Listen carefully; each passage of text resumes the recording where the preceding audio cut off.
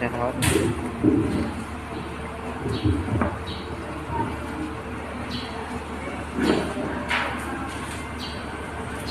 Delikado, komplikado. Hindi mo alam kung anong mangyayari sa seguridad mo. Buhay mo'y nakataya, tila panaging sasabak sa impyerno. Sunog kung saan-saan ang hinaharap ko. Oo, mahirap.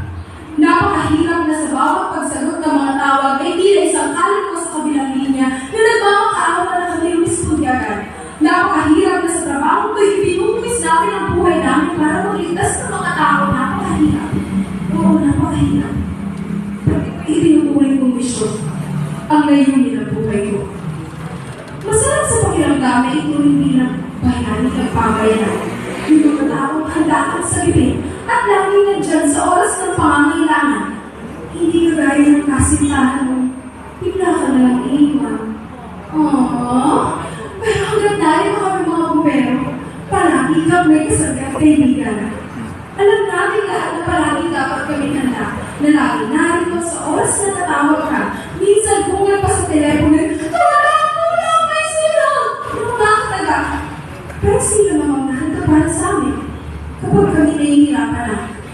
Kay ganda ang pagmasdan ang tikas ng katawan, mga uniforming nakakadagdag sa aura ng kagitinan.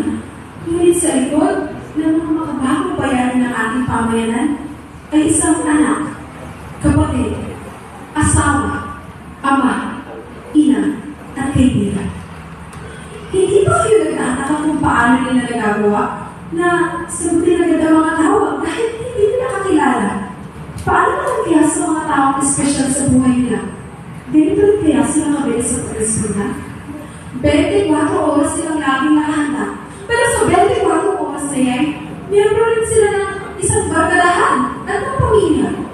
Sa likod ng mga uniforming suot nila, ay isang magiting na magdirima na paminsan-minsan rin hindi mahina.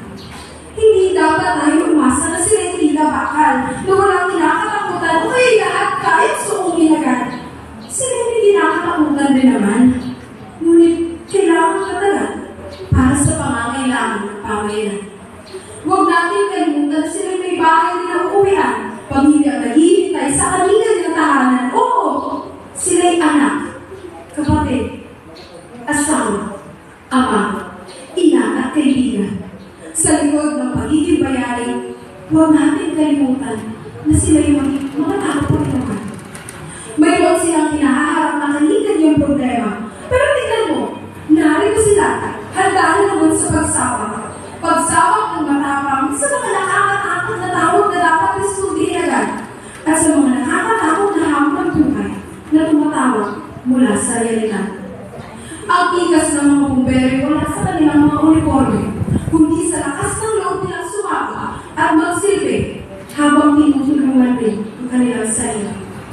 Pagpupugay sa mga magiging na bumbero ng aking pamayanan sa likod ng pagiging magiting, isinulat ni Fatima Solar.